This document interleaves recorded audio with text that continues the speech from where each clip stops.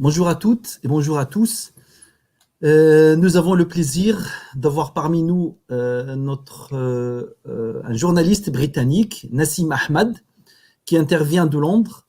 L'intervention de notre invité aujourd'hui s'inscrit dans le cadre de notre série de conférences pour sensibiliser sur la cause palestinienne, notamment sur ce que vivent les Palestiniens actuellement en Palestine, à Gaza, naturellement en Cisjordanie, à Al-Quds, à Jérusalem, mais aussi les Palestiniens qui vivent en exil un peu partout dans le monde.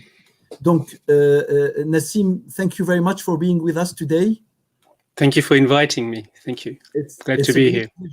Great pleasure to have you with us today. I'll be introducing you in French, and we will be very happy to hear you talking about the Israeli apartheid against Palestinians. So, comme on a dit, donc notre invité, qui est journaliste britannique, politologue, va nous parler de l'état d'apartheid, l'état d'Israël, ses pratiques à l'égard des Palestiniens, les différentes facettes de pratiques d'apartheid à l'égard des Palestiniens. Et naturellement, son intervention sera en anglais. Je vais traduire en français. Ça va durer, on aura à peu près une trentaine de minutes d'intervention, suivi d'une trentaine de minutes de questions-réponses. Donc, n'hésitez pas à poser vos questions par écrit. Et on aura le plaisir d'y répondre. Dear Nassim, as we mentioned, we are inviting you today to talk about the apartheid of the state of Israel. So we will be happy to hear you. You can start. Thank you very much, Ala, for inviting me. I'm really pleased to be here and to be given this opportunity to speak on Israel-Palestine and, more importantly, the current situation there, in particular regarding apartheid. First I want to make a few comments about things that's happened over the past 2 weeks. Sometimes in politics, it feels like decades go by where nothing actually happens. And then sometimes in 2 weeks, things happen which does not happen over decades. And that's what the last few weeks have felt like. It felt like there has been a shift, a major shift, at least in the narrative of how Israel is portrayed in the West. There's been a crack within the whole edifice which maintains Israel's occupation and its ongoing colonization of Palestine. So that's what the last 2 weeks actually feels like. But this has not come in a vacuum. There's a number of developments that's been underway for the past few years, which has opened up these cracks within the Israeli narrative. So I want to really make a couple of observations about those cracks and really focus my observations with Sheikh Jarrah. Sheikh Jarrah really is a microcosm. Nassim, let me interrupt you just to translate. Sorry. Yeah. Sorry. I didn't know we were translating. Sorry. Okay. Yeah, this is yeah. So Nassim, notre invité nous a parlé un peu du contexte actuel sur le plan politique en Palestine.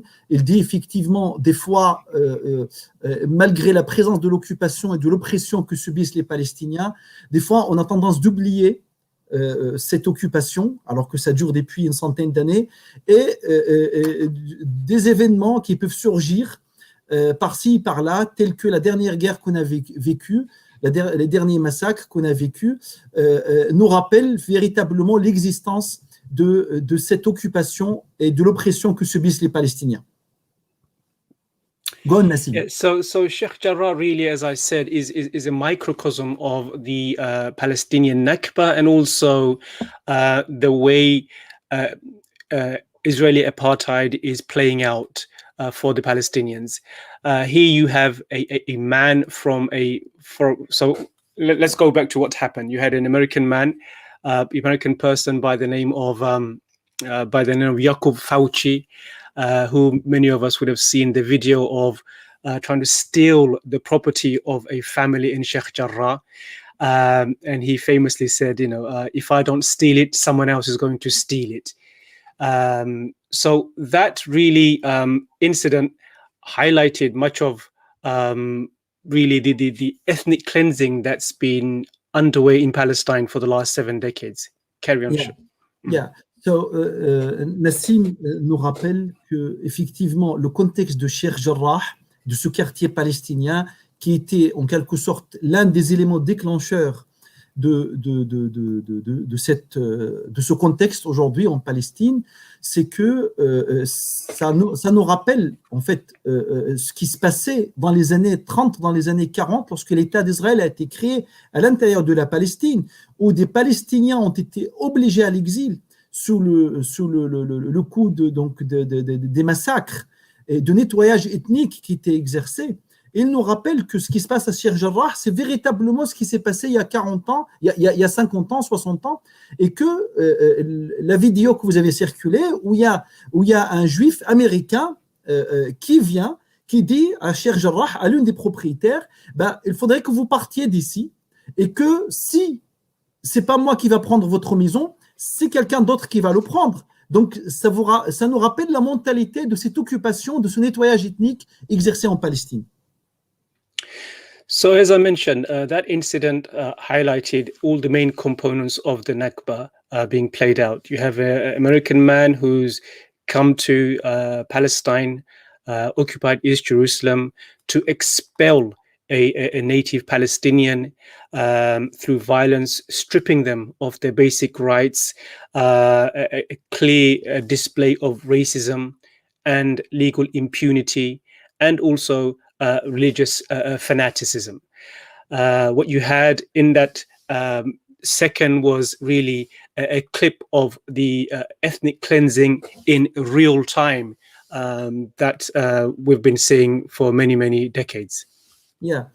So, Nassim nous rappelle aussi que donc cet incident, cette vidéo qu'on a vu circuler où une personne dit à une Palestinienne propriétaire de la terre, moi parce que je suis juif, donc j'ai le droit, je viens des États-Unis, c'est pas ma terre, alors que pour la Palestinienne c'est sa terre, c'est sa maison. Il lui dit écoutez, vous allez partir, vous allez quitter cette terre, et que c'est moi qui vais la prendre. Donc ça démontre l'état de racisme que vivent les Palestiniens au sein de l'État d'Israël, l'état d'apartheid, l'état donc de parfaite illégalité aussi dans lesquels vivent ces colons, ces sionistes qui viennent de nulle part ou de tout part aussi, qui disent aux Palestiniens vous devez quitter votre terre. Donc ça nous rappelle cette illégalité parfaite dans laquelle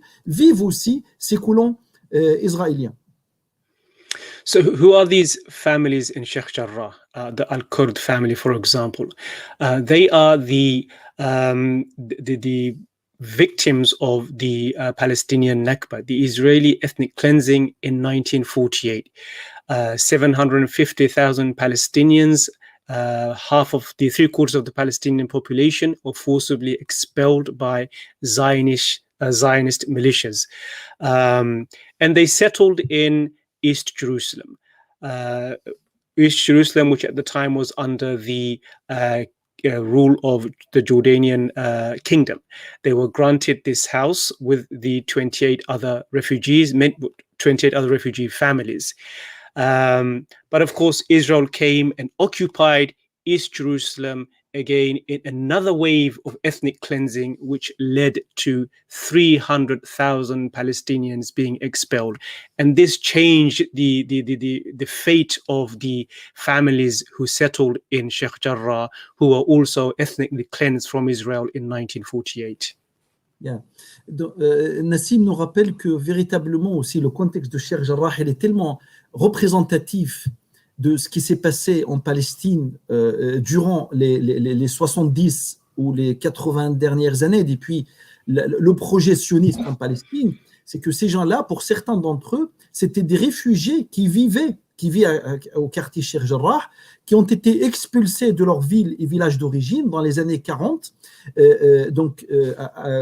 à cause des massacres commis par les milices sionistes à l'époque, et que ces gens-là sont trouvés refuge dans certaines villes et villages en Palestine, et aujourd'hui, ils vivent de nouveau un autre Nakba, une autre catastrophe qui les oblige à l'exil, et c'est le cas d'à peu près plus de 300 000 réfugiés palestiniens qui ont quitté leur ville et village d'origine en 1948. So, excuse me. What played out really was the way in which Israel managed to secure its ethnic cleansing of Palestinians. Palestinians within Israel who were also ethnically cleansed from their homes were denied a right to return to their homes. Palestinians who have been expelled to near countries, to Syria, Lebanon, Jordan, were also denied a right to return to their homes. But this confrontation with the settler in East Jerusalem exposed really the heart of the apartheid at the heart of the Israeli regime. Yeah. So, Nassim nous rappelle véritablement que le contexte d'apartheid que l'État d'Israël a créé et pratique et cherche à maintenir aujourd'hui, ça représente aussi une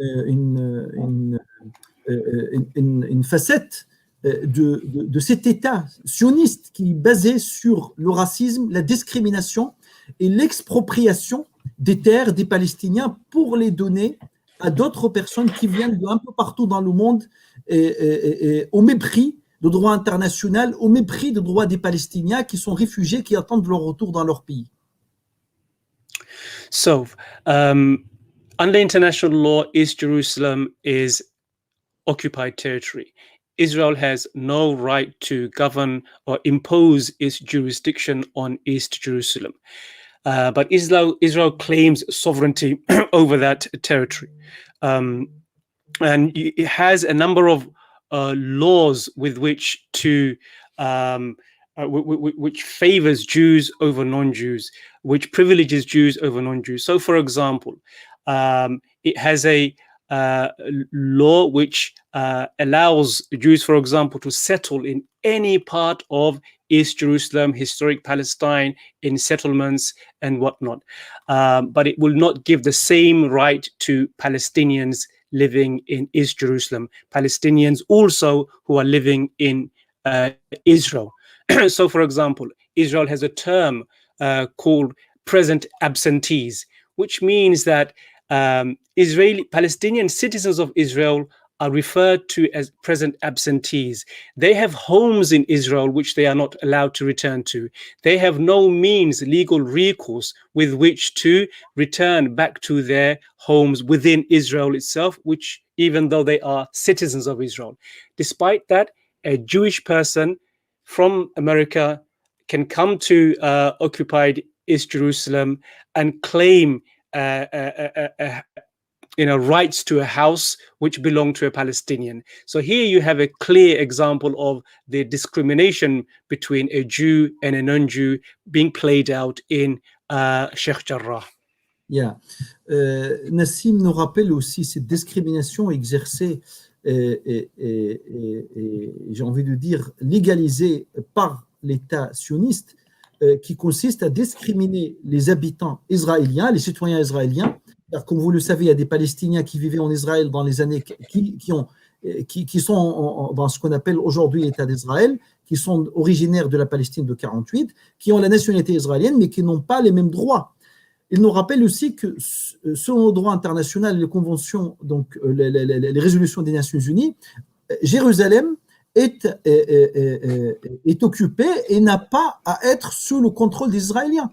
Sauf qu'aujourd'hui, les Israéliens, ils peuvent faire appel à n'importe quel juif dans le monde et de venir s'installer à Jérusalem, que ce soit Est ou Ouest, sans différence, et alors qu'un Palestinien qui est propriétaire de cette terre, des fois, lorsqu'il s'absente, parce qu'il y a une loi israélienne, qui s'appelle la loi des absents, qui s'applique aux Palestiniens. Un Palestinien qui s'absente plus de 6 mois de Jérusalem n'a pas le droit d'y retourner et il est privé de sa carte de résidence. Donc c'est une discrimination, c'est un racisme qui est pratiqué par l'État d'Israël et qui est institutionnalisé par l'État d'Israël. So if I can cite you a number of other examples, if you can compare two people born in Israel, in East Jerusalem, one person who's Jewish, one person who is non-Jewish, a Palestinian, say for example. As a Jew, your legal status is guaranteed. You will be a citizen of Israel. If you are a non-Jew, your legal status is not guaranteed. You are you have citizenship rights, which is equal to a foreign worker. Your citizenship, your right to remain in East Jerusalem could be stripped any moment if you travel abroad. As a Jew living in East Jerusalem, you will be able to travel any part of East Jerusalem, go into Israel, go into parts of the West Bank. All these facilities are open to you. But if you're a non-Jew, you will not be allowed to move freely to Israel, move freely to the settlements, as an example. So these are just two of the other examples of the apartheid system within Palestine and how this affects the Palestinian communities in East Jerusalem. Yeah. Nassim nous rappelle aussi qu'une autre sorte d'apartheid, de discrimination, deux familles, une palestinienne et une israélienne, parce que lorsqu'on parle des familles palestiniennes aussi, à Jérusalem, il y a des familles chrétiennes aussi, il faut le savoir. Donc, leurs enfants, ces personnes-là, lorsqu'on est né juif, on n'a pas les mêmes droits que lorsqu'on est né palestinien. C'est-à-dire, celui qui est né juif, il a immédiatement la nationalité israélienne, alors que c'est lui qui est à Jérusalem, Al-Quds, qui est né en tant que Palestinien, il a un titre de séjour qui peut lui être retiré à tout moment. Lorsqu'on vit, on est d'origine palestinienne, ayant un titre de résident israélien, on ne peut pas se déplacer dans ce qu'on appelle aujourd'hui l'État d'Israël. Ou si on se déplace, il y a beaucoup de restrictions. Alors qu'un juif qui est né là-bas, il a tout à fait la possibilité de se déplacer sans la moindre difficulté. Il ne risque pas de perdre sa nationalité, contrairement aux Palestiniens qui peuvent perdre à tout moment leur titre de séjour. As I mentioned, a discussion of apartheid became widespread in social media following the current onslaught on Gaza. And the reason it's happened is because two very important international organizations have labeled Israel an apartheid state. The first is Human Rights Watch, one of the most important human rights organizations in the world. For many decades, it's rejected or refused the calls to call Israel an apartheid regime. But just over a month ago, it concluded that declaring Israel had passed the threshold and fulfills all three conditions or meets all three conditions to be called an apartheid state. Conditions being that it has an intention to maintain domination by one racial group over another racial group, and it is also carrying out this domination through a marginalization of one ethnic group by another ethnic group, and it is pursuing this through many inhumane acts. Yeah. Donc, il nous rappelle que des organisations internationales importantes rappellent la politique d'apartheid exercée par Israël, notamment Human Rights Watch, qui nous dit clairement que l'État d'Israël est un État d'apartheid parce que, notamment, il l'exerce avec l'intention de le faire, donc il y a une volonté de l'exercer, ça c'est la première des choses. Et deuxième chose, parce que aussi il se manifeste notamment à travers une discrimination ethnique exercée entre les juifs et les non-juifs à l'intérieur même de l'État d'Israël. And this report, which is a landmark report, comes on the back of a report by an Israeli human rights organization called B'Tselem.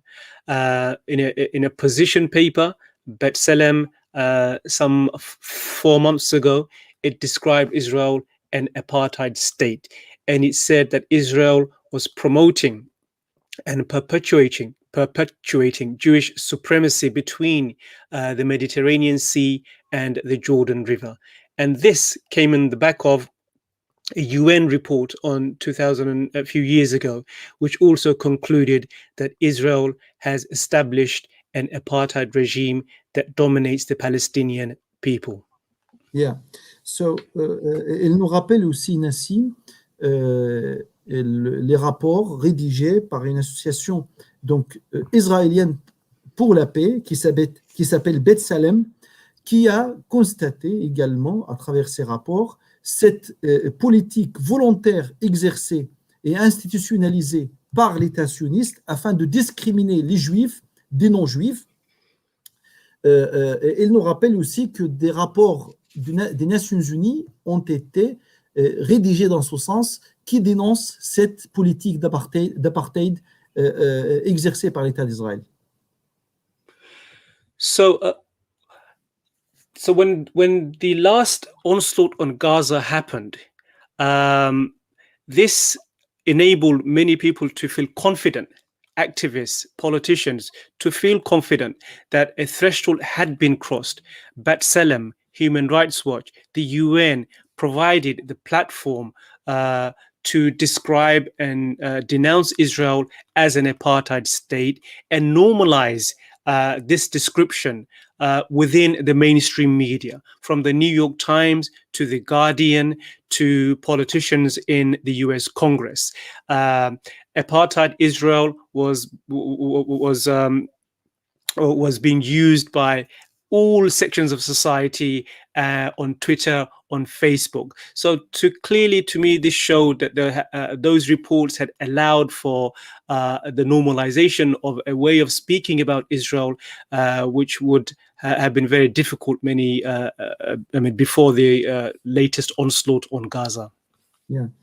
Donc, il nous rappelle aussi qu'aujourd'hui, donc la politique d'apartheid exercée par l'État d'Israël, elle est clairement identifiée. Nous avons aujourd'hui, notamment suite à la dernière guerre de Gaza, où les paroles sont aujourd'hui, on parle beaucoup plus librement de cette politique d'apartheid. Même on a des journaux, indépendamment des autres instances dont on a parlé, donc Human Rights Watch, B'Tselem et les rapports des Nations Unies. On a des journaux, donc New York Times, The Guardian, aussi, qui parlent clairement de cette politique d'apartheid, qui parlent sans restriction, sans on va dire, en toute clarté, de l'existence de cette politique d'apartheid. Donc ça, c'est suite à ces derniers massacres qui ont été commis à Gaza. And if we also consider the current context, I think we realize why Israel's apartheid regime has become exposed the way it has. Over the last 4 years, we've seen the close ties between Donald Trump and Benjamin Netanyahu, and how this had played out. Donald Trump, as we remember, undermined every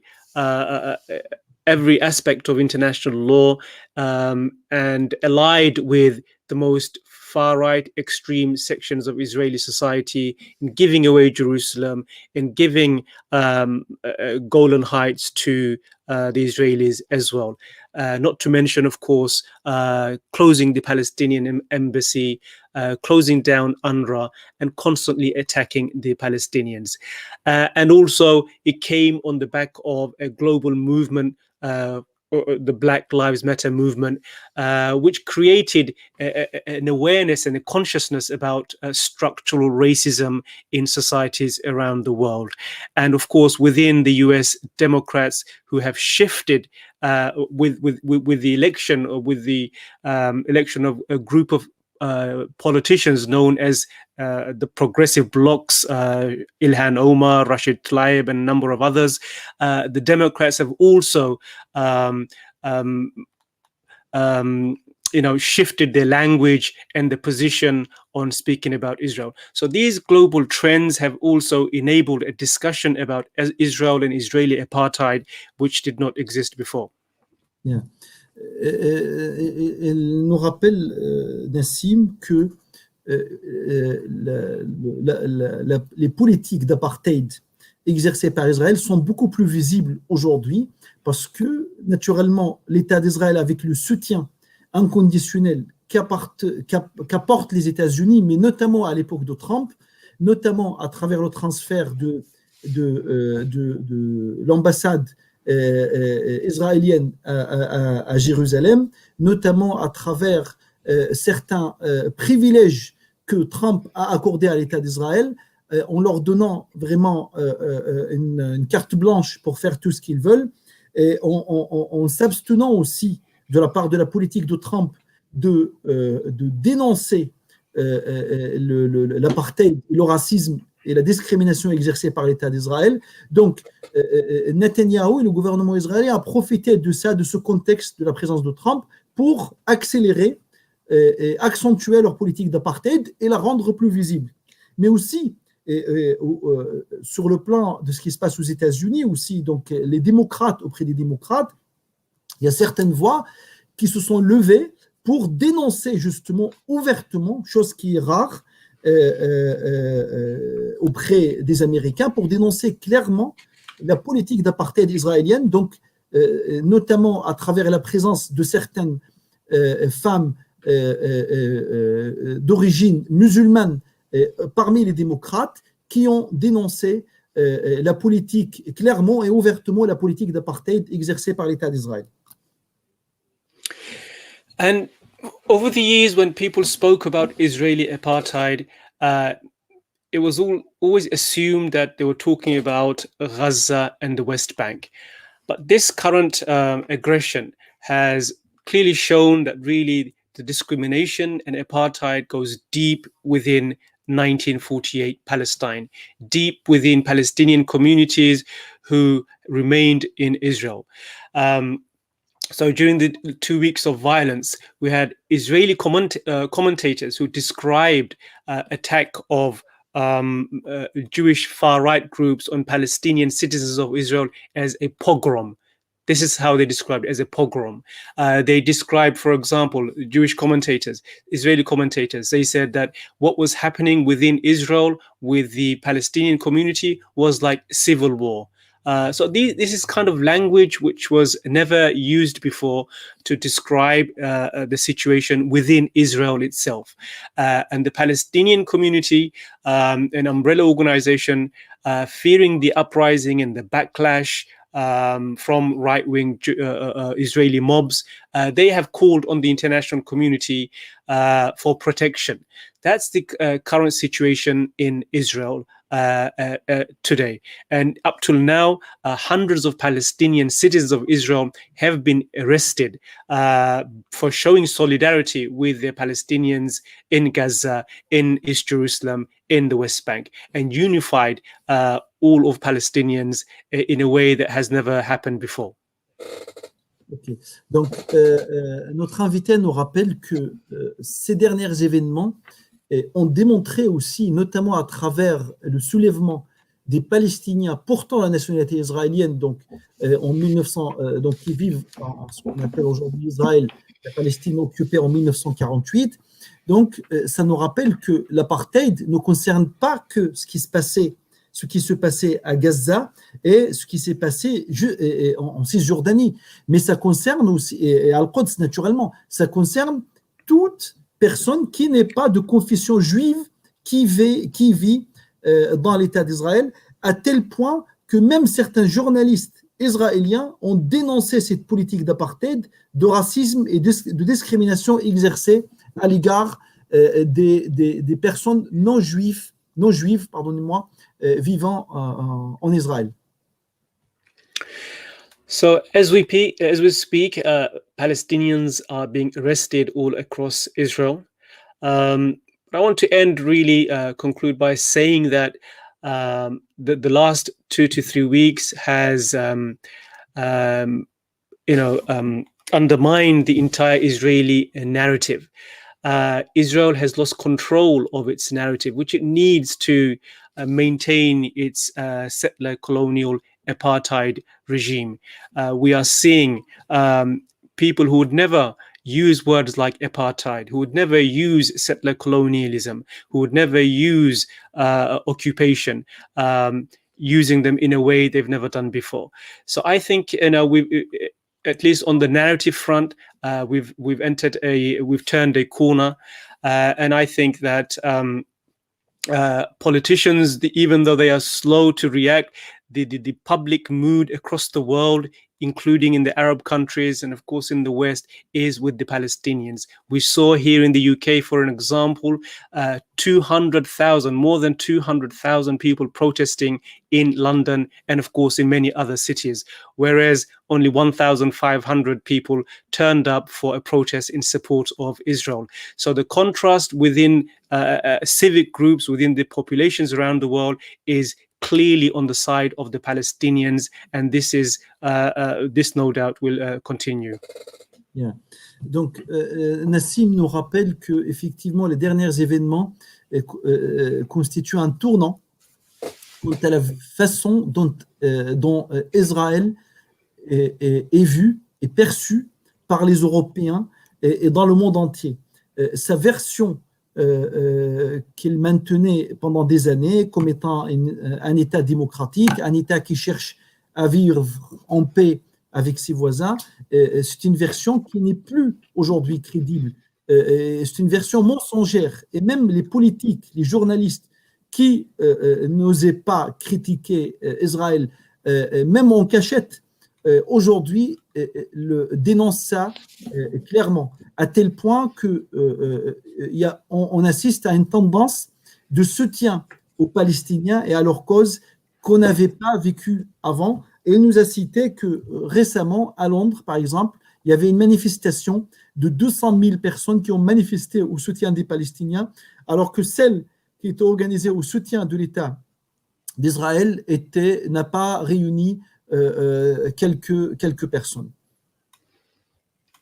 I think I've wrapped up what I wanted to say really, and if you want to have a conversation, ask any questions. I'm open to answer any questions. That's great. So on va passer donc aux questions à poser. Donc voilà, n'hésitez pas à poser vos questions. Nassim, you said a couple of words about Palestinian refugees. For our public who are hearing us right now, can you remind us just the key points related to this issue and mainly to the right of return? Sure. So there are 5 million Palestinian refugees. These are refugees from the original 1948 Nakba, when they were expelled from their homes. They reside in Gaza, they reside in East Jerusalem, they reside in the West Bank, in Jordan, in Lebanon, in Syria, and many other parts of the world. These refugees, under international law, have a right to return, as do any refugees. But since Israel's creation, Israel has obstructed the return of Palestinian refugees. Israel's admission into the United Nations was conditioned on allowing Palestinian refugees to return to their home. But for all these decades, Israel has blocked their return, really to maintain a Jewish majority in Israel. And various, of course, other reasons, but that's the ultimate reason. Israel speaks about a demographic threat. This demographic threat really is a racist way of speaking about Palestinians, which is to say that if we have more Palestinians in Israel, Israel's existence is endangered. So that's really the basics of the Palestinian refugees. There's about 5 million, as I mentioned. Many of them have keys to their homes in Israel. They are not allowed to return, whereas in East Jerusalem, as we saw with the American settler, he was able to evict the Palestinians in Sheikh Jarrah from their home. But even the Palestinian refugees, millions and millions, have keys to their home, have the deeds to their home, but Israel will never allow them to return back to their estates in Palestine. Yeah, ok. Donc, on a posé la question à Nassim concernant la question des réfugiés palestiniens, parce que c'est une question centrale aujourd'hui. Même les accords d'Oslo, qui n'ont eu pour effet que de légaliser l'existence de l'État d'Israël, n'en parlent pas. Ils ont considéré que c'est une question qui doit être discutée plus tard, après ces accords, alors que c'est une question centrale, parce que dans le monde, aujourd'hui, il y a à peu près 9 millions de réfugiés palestiniens. Pour certains donc, qui vivent à Gaza, certains qui vivent en Cisjordanie, et d'autres qui vivent en Jordanie, au Liban, en Syrie et partout dans le monde. Ces personnes-là n'ont pas le droit de retourner chez eux. Et c'est une question, malgré le fait que les Nations Unies ont imposé à Israël une reconnaissance à condition que l'État d'Israël reconnaît et autorise ces Palestiniens à retourner chez eux. Et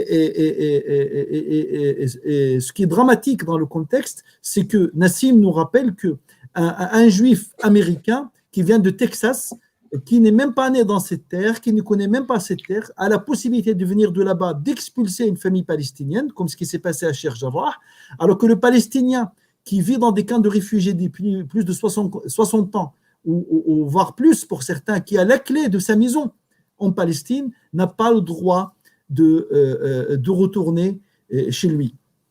Nassim, if you can also tell us a few words about the Israeli right of return, which authorize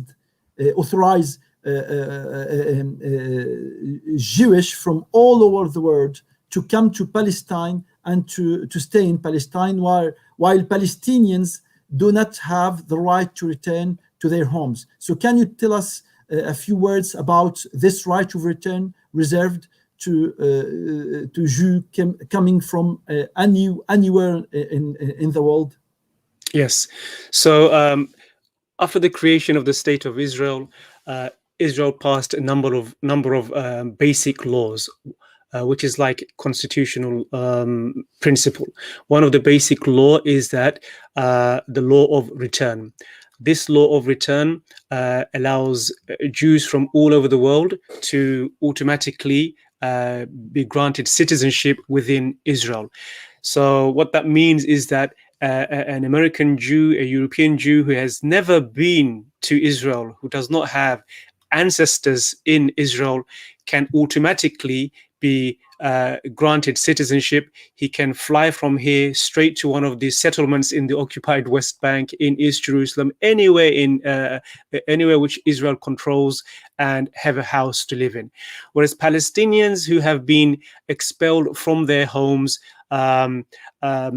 like many we know, will never be allowed to return. So that's really another example of the apartheid.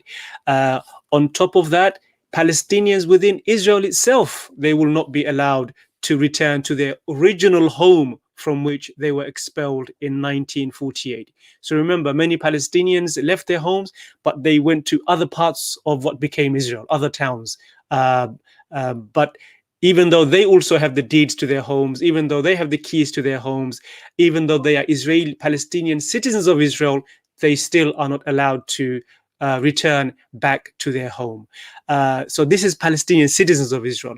In contrast, any Jew from anywhere over any parts of the world is granted automatic citizenship. If I, Nassim Ahmed, converted to Judaism now, I would be allowed to go into Israel, and a Palestinian who's living in Sheikh Jarrah, who was expelled in 1948 and also 1967, they will not be allowed to return to their home. But I, as Nassim, if I converted, became a Jew, I will be given those rights, and rights as a Jew to settle anywhere in Israel and East Jerusalem, Al-Quds, and any of the settlements. Yeah. So Nassim nous rappelle la loi de retour israélienne qui a été votée qui a été adoptée en 57 autorisant tout juif partout dans le monde, là où il est dans le monde, de retourner, la possibilité de venir s'installer en Palestine, d'avoir la nationalité israélienne. Et ça, c'est une loi qui ne concerne que les personnes de confession juive, qui est toujours d'actualité d'ailleurs cette loi. Et il nous rappelle que contrairement à un Palestinien qui est né dans cette terre, qui était expulsé de son ville et de sa ville et son village d'origine, ne peut pas y retourner. Donc ça nous démontre cette discrimination aussi institutionnelle instaurée par l'État sioniste à l'égard des Palestiniens. Another question, Nassim. What do you think about the latest aggression? Do you think that they were linked with the Israeli elections being organized for the coming few months? Yes, that's an interesting question. Many have said that it's happened before. During an election, right-wing parties seem to do better when Israel is at a war. Israel is bombing Palestinians. We know this time Israel just finished its fourth election in under 2 years. Fourth election. Benjamin Netanyahu, the Israeli Prime Minister, failed to build a coalition. So the task for creating a coalition and building a coalition went to his opposition. And the opposition party was in talks with Palestinian citizens of Israel to agree on a coalition. But because of Netanyahu began bombing Gaza on the day Palestinian citizens of Israel and his opponents were in negotiation. So the bombings completely disrupted the entire process. The bombings ended the process. The Palestinian citizens, Palestinian parties who are in talks with the opposition, bear in mind, they are only doing it to remove Netanyahu. They have no real love for Israel. They were doing it to remove Netanyahu. But when the bombing started, they pulled out. The negotiations failed. So which means that there's a very good chance now Israel will go into a fifth election in space of 2 years. Yeah. Donc, on a posé, parmi les questions qui étaient posées, celle qui concerne la dernière, donc les derniers massacres de Gaza, et à savoir, est-ce qu'ils sont liés à cette période électorale que vit l'État d'Israël? Parce que, comme vous le savez, depuis les 2 dernières années, 4 élections législatives ont été organisées en Israël avec l'impossibilité pour l'un ou l'autre des partis de le remporter. Et que Netanyahou, il cherche à tout prix de remporter les élections. C'est pourquoi il y aura une 5e élection qui sera organisée donc dans quelques mois. Et généralement, notamment à l'ère de Netanyahou, on a des guerres qui se déclenchent à chaque fois qu'il est en difficulté électorale et en difficulté politique. Et même les opposants de Netanyahou nous rappellent, Nassim, que le jour où les opposants de Netanyahou, afin de créer un gouvernement de coalition, étaient en négociation avec les Palestiniens portant la nationalité israélienne, afin de faire tomber Netanyahou, c'est ce jour-là où les bombardements de Gaza ont commencé. Donc, les enjeux sur le plan électoral ont aussi poussé, selon notre invité, Netanyahou à commettre des massacres et à déclencher la guerre à l'égard de Gaza. Another question, Nassim.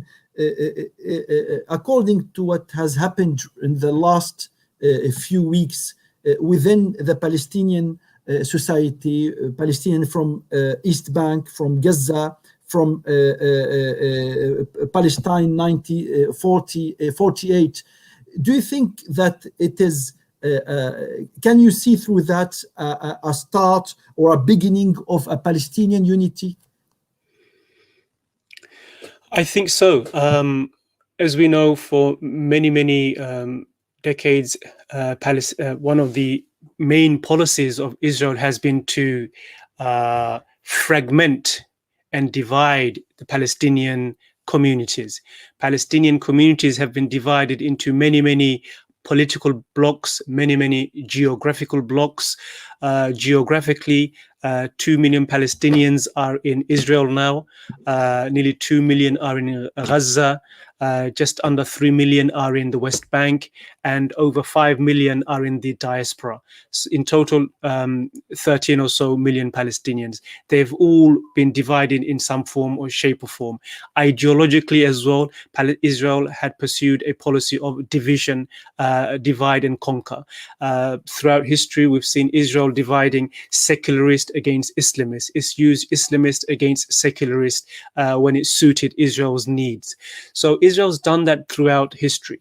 And this is the first time where it seems Palestinians of all political colors, of all geographical space, are now uniting, coming together as one on really the spirit of the Nakba, on the spirit of 1948, that we are one country. We want to reclaim our country, return to our country. We are Palestinians. We are not Hamas. We're not Fatah. We're not whoever. We are Palestinians, and we have our rights, and we want to return back to Palestine. So I do see the beginning, the germs, the beginning of a consciousness which Israel will now not be able to undermine or break up. We'll find it very difficult to do that now. Okay, thank you.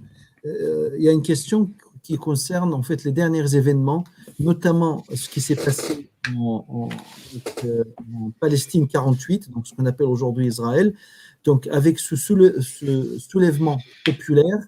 Donc la question concerne est-ce que à travers ces mouvements de résistance, à travers ces actions menées un peu partout en Palestine, à Gaza, en Cisjordanie, à Jérusalem et en Palestine 48. Donc, est-ce que, la question était de savoir, est-ce que c'est le début d'une unité palestinienne où les Palestiniens vont parler d'une même voix?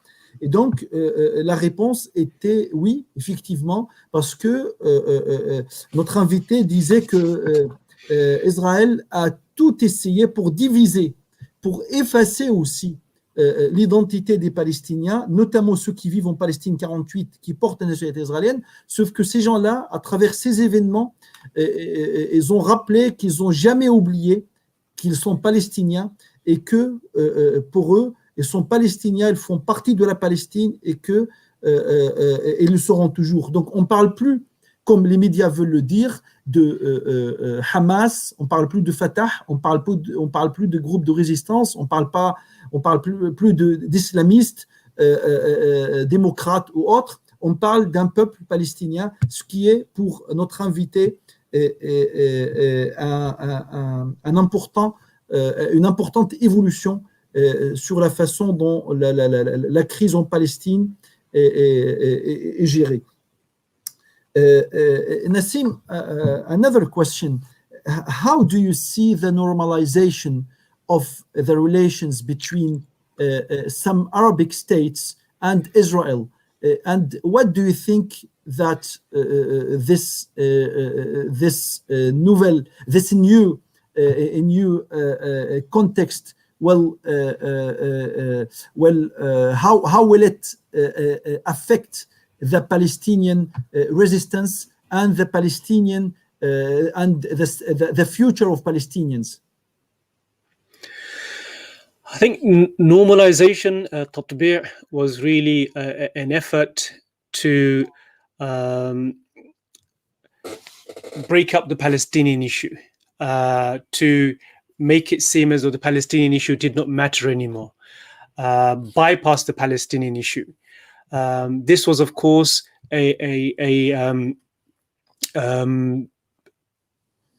an example of the Arabs breaking their own word and on their own promise.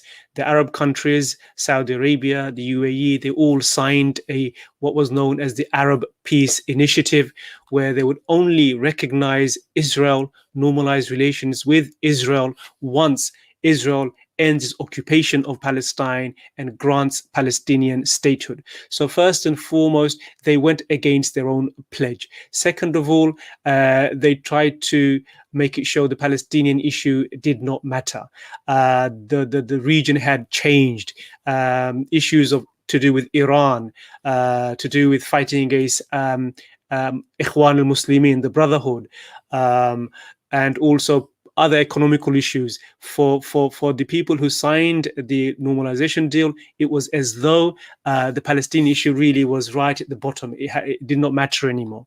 But what this has shown is that, no, the Palestinian issue is still at the top of the agenda.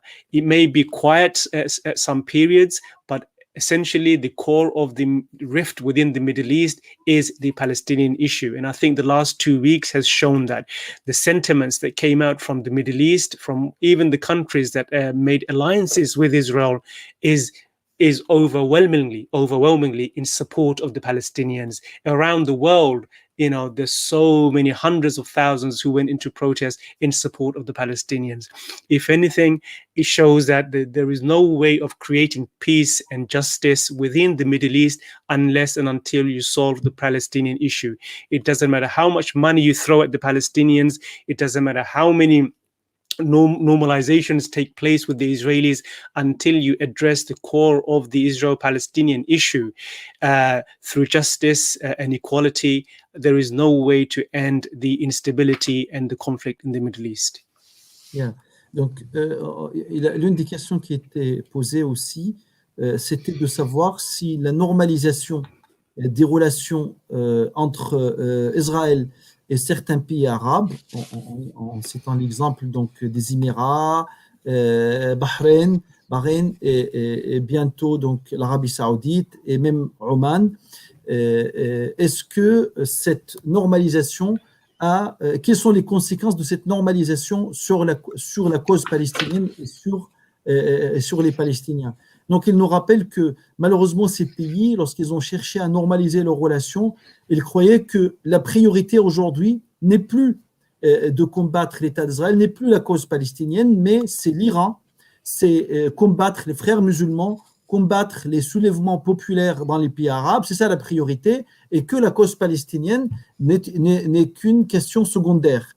Et ce, comme il l'a rappelé, à l'encontre de la volonté des populations de ces pays qui sont contre ces décisions qui sont prises par leur gouvernement, qui, comme vous le savez, c'est des gouvernements qui ne sont pas représentatifs de leur population, parce qu'on sait qu'ils sont au pouvoir depuis des années.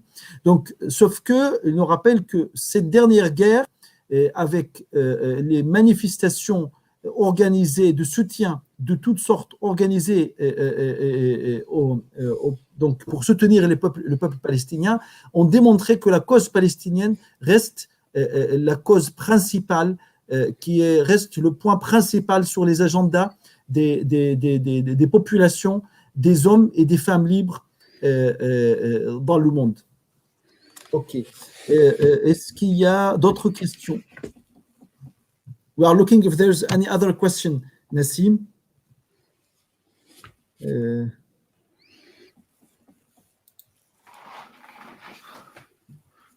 Alors, vous m'entendez? Oui, on t'entend. On a une question.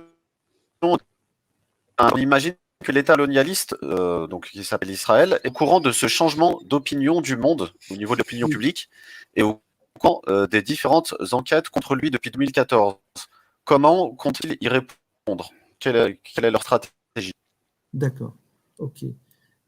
Nassim, there's a question related to the way that people worldwide see the state of Israel since the last genocide in Gaza.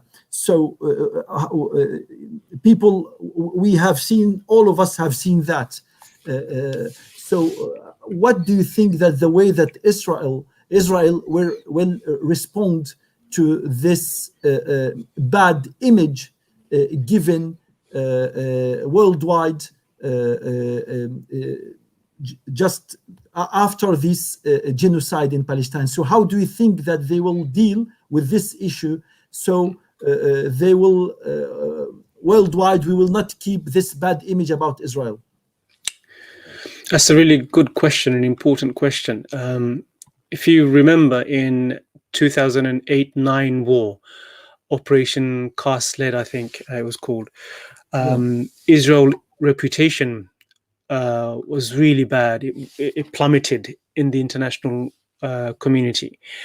Pro-Israeli organizations, a group called Reut Institute, set up a way to deal and manage and handle and push back against what they called delegitimization of Israel.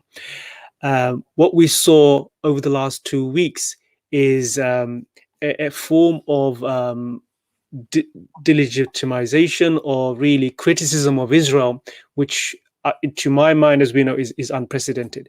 So I am very sure that Israeli ministries, Zionist groups around the world will be thinking how to resist this.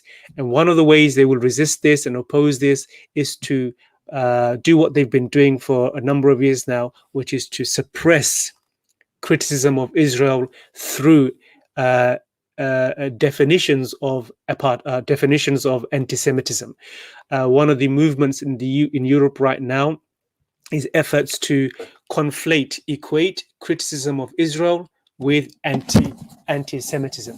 So I think this drive to link criticism of Israel with anti-Semitism is going to be boosted. There will be more efforts in the coming months and years to basically make it very, very difficult for people to speak out, to share tweets. Even now we are seeing Facebook blocking Palestinian activists. They've blocked so many Palestinian activists on WhatsApp as well, Palestinian journalists on WhatsApp, pro-Palestinian comments on Facebook, on Twitter. So I think Israel will be really getting together with many of these social media groups and saying, look, you guys, and apply pressure on them, apply real pressure on them to say, you have to stop criticism of Israel on your platform, and this will now be accelerated. Yeah. Donc la question qui était posée, de savoir, donc elle était posée en français, de savoir comment l'État d'Israël il va faire pour redorer son image. Donc notre invité nous rappelle que comme lors de la dernière guerre de Gaza, avant celle-là, 2014.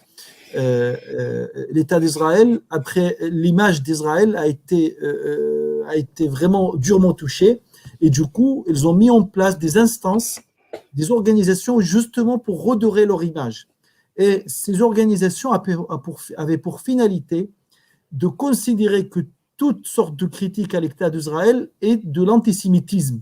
Ils ont réussi à le faire. C'est pourquoi dans certains pays européens on a cherché à légiférer pour considérer que toute critique à l'égard de l'État d'Israël est considérée comme de l'antisémitisme. Donc il dit, voilà, donc ça c'est un moyen, et il dit certainement, dans certains pays européens, vu le vrai visage qui était dévoilé de l'État d'Israël, aujourd'hui ils vont certainement accentuer ça pour considérer qu'on ne peut plus parler, on ne peut plus critiquer l'État d'Israël, sinon on est qualifié d'antisémite. Mais aussi, il a rappelé que la pression exercée sur les médias, sur ce qu'on appelle les réseaux sociaux, tels que Facebook, tels que YouTube, qui ont supprimé les comptes de certains Palestiniens, et de certains soutiens à la cause palestinienne, et que malheureusement, c'est les lobbies qui gèrent ça, et qui continuent à le faire, qui l'ont fait déjà auparavant, qui continuent à le faire malheureusement, et que l'État d'Israël va accentuer ça, et nous appartient à nous avec nos moyens d'utilisation des réseaux sociaux, de démontrer et de dénoncer ces pratiques par ces réseaux sociaux. Ok. Is there any other question? Est-ce qu'il y a d'autres questions, Hafid? Alors oui, on a une question East A. Ce qui s'est à Sheikh Jarrah, c'est une conséquence d'un projet qui s'appelle le Grand Centre à Jérusalem, Donc, Oui. en fait, c'est sur des fouilles archéologiques qui veulent réhabiliter des lieux saints juifs avec un parc écologique, etc. Et du coup, ils détruisent plusieurs quartiers. Donc, l'internaute nous pose la question, pourquoi est-ce qu'on ne parle pas de ça en premier, puisque Cheikh Jarrah, c'est une conséquence. Okay. Nassim, there's a question related to, the archaeological works in Jerusalem, mainly in Sheikh Jarrah. I didn't hear about that before, but a question is about this area. Do you think that there is any other purpose other than the ethnic cleansing related to what we are attending now in Sheikh Jarrah area? Do you think there's any other reason for that from an archaeological point of view? From an archaeological point of view, I have to say I don't know if there's an archaeological purpose, but there's definitely a Zionist aspiration there. Israel, as you know, wants to expel as many Palestinians as possible, and this is really the Sheikh Jarrah community. Their ethnic cleansing is being carried out by some of the most extreme religious groups in America and also in Europe. They want to clear out all Arab neighborhoods around Masjid al-Aqsa. They want to clear this out. And why? That's the big question. There's aspirations and hopes within some far-right groups within Israel to build the temple, the Jewish temple once again, demolish Al-Aqsa and build the temple. I'm not saying that's an Israeli government policy, but that's definitely the hopes and aspirations of many Zionist groups who are funded by American institutions, Zionist institutions in the US and also in Europe. And they're the ones who are at the forefront, at the spearhead of ethnically cleansing Palestinian neighborhoods in Sheikh Jarrah, which is really around Jerusalem, Al-Quds. That to me is the long goal. Whether there's archaeological reasons, I haven't read anything about this, but it's for sure to me, as far as the Israeli far-right settlers are concerned, they want to clear this out in order to create Jewish-only communities and help the creation of temple, the Jewish temple and the coming of Messiah. This is what they believe. This is what they think. But that's as far as I know on this issue. Yeah. Donc, d'un point de vue concernant les fouilles archéologiques et écologiques, donc le projet écologique, notre invité nous dit qu'il n'a pas eu malheureusement l'occasion de lire sur cet aspect, mais ce qui est sûr, c'est que c'est de nettoyage ethnique afin de permettre aux sionistes d'encercler Al-Masjid al-Aqsa, la mosquée sacrée, afin d'imposer un état de fait sur le Masjid al-Aqsa. Et que les fouilles archéologiques, naturellement, sous le Masjid al-Aqsa, ça on le sait tous, ils ont pour finalité aussi de faire, en quelque sorte, de détruire le Masjid al-Aqsa pour construire le temple présumé avoir existé à la place du Masjid al-Aqsa. Une dernière question concerne le droit de retour. Est-ce qu'une solution peut être trouvée sans régler la question du droit de retour des réfugiés palestiniens? Nassim, the last question, please, is related to the right of return. Do you think that we can find a solution for the Palestinian issue without the right of return being implemented in Palestine? No, I think if you look at all the other efforts to create a solution, the right of return was left off the table. I think Palestinians will never give up this right of return. And the key question is, why should they? if Jews can claim a right of return after 2,000 years, why can't Palestinians claim right of return after 70 years to their homeland? A solution for the conflict has to be one where both Jews and Palestinians are embraced, where the land fulfills the needs of 12 million Palestinians and fulfills the needs of the Jewish communities in Palestine.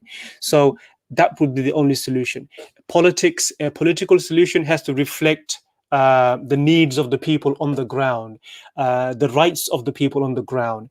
If a political framework does not do that, then it's an illegitimate framework. So any framework which guarantees and enshrines the rights of Palestinians to return to their homes, treats Palestinians as citizens of that land, and anyone who remain on that land, including Jews, that is the only way, as far as I see, a solution can be found. So no, a solution which does not include the Palestinian right of return, I think Palestinians will reject this outright.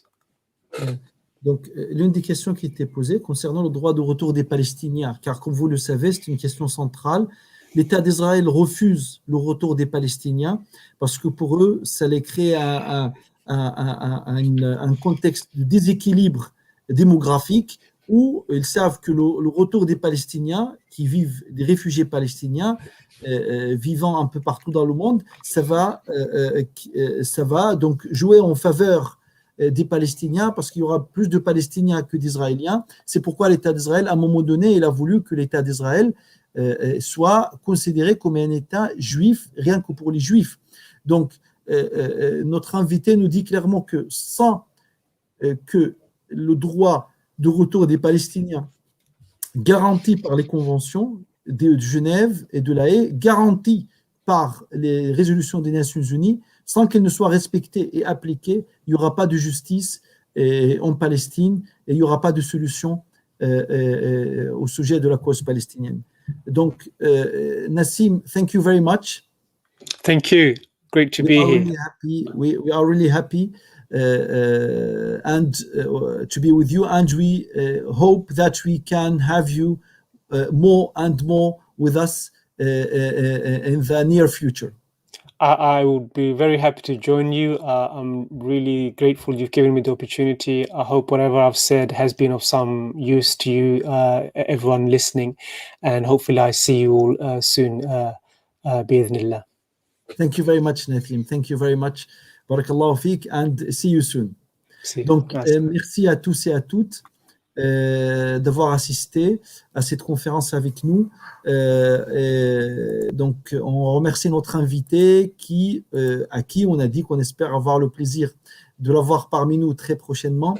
Demain, nous avons un autre invité avec nous qui s'appelle Majed Désir, qui est le président de la conférence des Palestiniens d'Europe, qui va nous parler aussi des moyens donc pour soutenir ici en Europe la cause palestinienne. Merci encore une fois à vous tous et on espère pouvoir vous avoir parmi nous demain. Thank you, Nassim, and see you soon. Thank you. See you soon. Bye-bye. Take care. Bye-bye. Assalamu alaikum.